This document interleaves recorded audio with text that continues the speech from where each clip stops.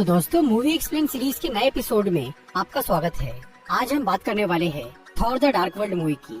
MCU की इस 8 movie में थॉर का सामना एक ऐसे दुश्मन से होता है जो कि पूरे ब्रह्मांड को अंधेरे में डालना चाहता था। वैसे तो ये एमसीयू की बहुत इंपॉर्टेंट मूवी है, पर ये कई लोगों को ठीक से समझी नहीं। इसीलिए आज मैं Thor the dark world movie की पूरी स्टोरी शॉर्ट में एक्सप्लेन करूंगा। मूवी की शुरुआत में लाखों साल पहले का टाइम दिखाया जाता है। बिग बैंग के बाद जब यूनिवर्स बना तब उसमें अंधेरा छाया हुआ था, जिससे जन्म हुआ डार्क एल्व्स यानी अंधकार के राक्षसों का। वो राक्षस अंधेरे में ही अपना साम्राज्य बनाने लगे, लेकिन बाद में जब ब्रह्मांड में रोशनी का उदय हुआ तो उससे डार्क एल्व्स को तकलीफ होने लगी। इसीलिए उन्होंने स्वाडलफाइन नाम के एक अंधेरे ग्रह पर रहना शुरू कर दिया। पर वो चाहते थे कि ब्रह्मांड में वापस अंधेरा छा जाए।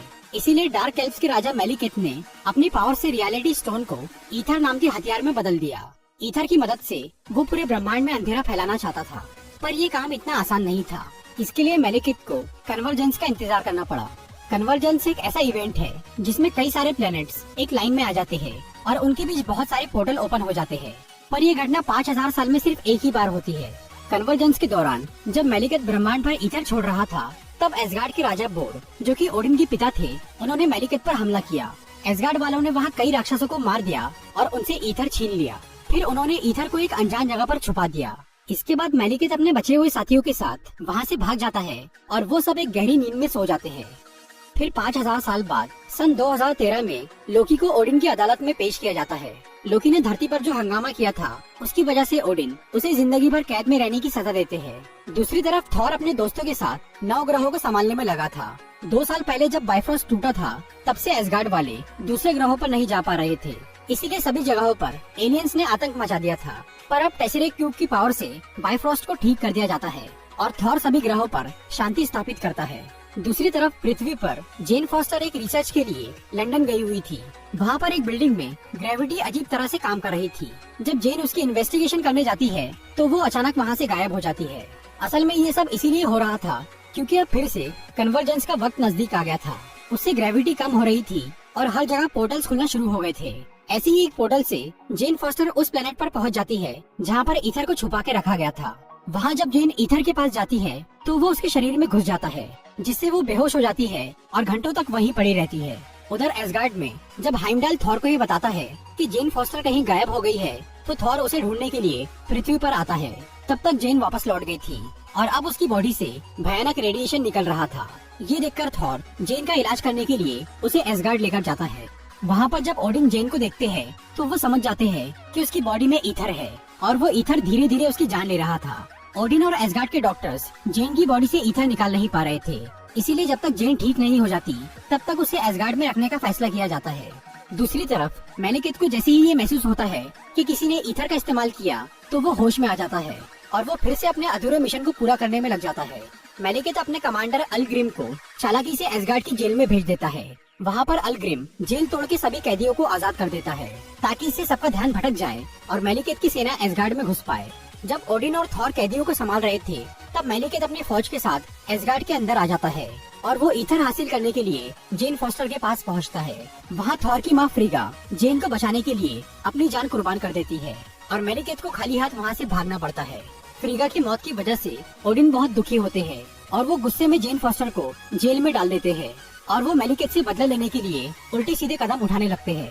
थॉर ये जानता था कि मेलिकेथ ईथर लेने के लिए दोबारा एसगार्ड पर हमला करेगा, इसीलिए वो जेन को एसगार्ड से निकालकर स्वाडलफाइन प्लेनेट पर ले जाना चाहता था, पर ओडिन इसकी इजाजत नहीं देते। फिर थॉर चोरी छुपे जेन को कैद से छुड़वा लेता है और वो लोकी को भी जेल से बाहर निकालता है, क्योंकि लोकी ही ऐसे गुप्त रास्ते जानता था जिससे कि बिना बाइफ्रॉस्ट के दूसरे प्लेनेट पर पहुंचा जा सकता था। फिर थॉर, लोकी और जेन एसगार्ड के लोगों को चकमा देकर स्वाडलफाइन प्लेनेट पर पहुंचते हैं। वहाँ लोकी मेलिकेथ को बेवकूफ बनाकर जेन की बॉडी से ईथर निकलवा लेता है।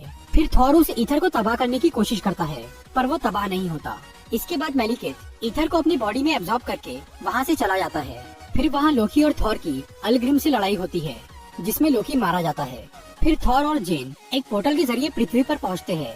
वहाँ वो दोनों डॉक्टर सेल्विक से मिलते हैं, जो कि उन्हें बताते हैं कि कन्वर्जेंस का सबसे ज्यादा असर ग्रीनिच शहर में दिखेगा, इसीलिए मेलिकेथ वहीं पे अपने काम को अंजाम देगा।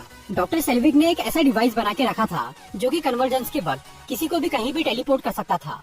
वो लोग उस डिवाइस को मेलिकेथ के खिलाफ इस्तेमाल करने का फैसला करते हैं। अगले दिन मेलिकेथ अपनी सेना के साथ ग्रीनिच में पहुंचता है। थॉर वहां आकर मेलिकेथ को लड़ाई में उलझाए रखता है ताकि कन्वर्जेंस का समय बीत जाए और जेन उस डिवाइस की मदद से मेलिकेथ की सेना को स्वॉडलफाइम पर भेजने लगती है।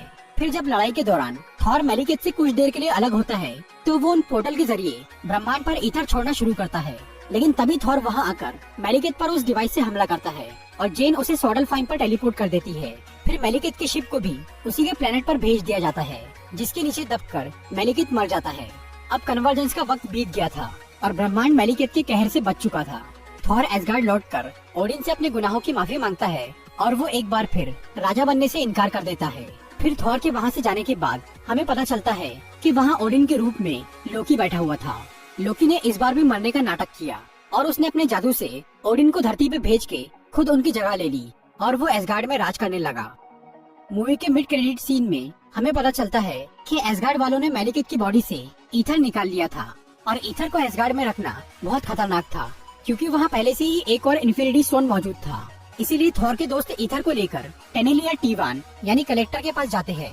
कलेक्टर अपने पास अनोखी चीजें जमा किया करता था, इसीलिए उसे ईथर की जिम्मेदारी सौंप दी जाती है। तो दोस्तों, ये थी Thor the dark world movie की पूरी स्टोरी। अगर आपको ये वीडियो अच्छी लगी हो तो इसे लाइक